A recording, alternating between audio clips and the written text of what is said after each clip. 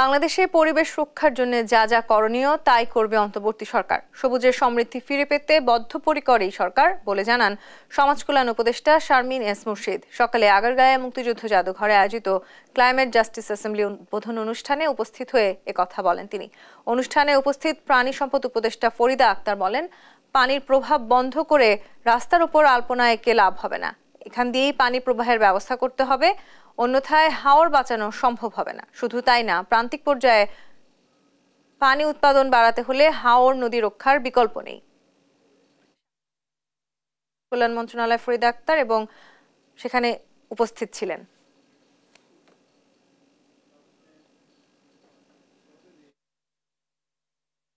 এবং আমি পরিবেশের সাথে নির্যাতনকে জুড়ি।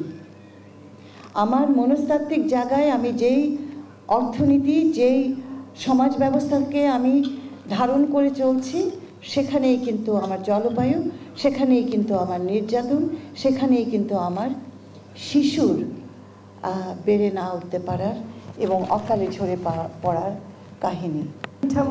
যে বিশাল একটা রাস্তা করে দেওয়া হয়েছে, ওর ফলে জানেন আপনারা কি পরিমাণ পরিবেশের তো ক্ষতি বটে, এমনকি মাছের যে চলাচলের রাস্তাটা আর নাই।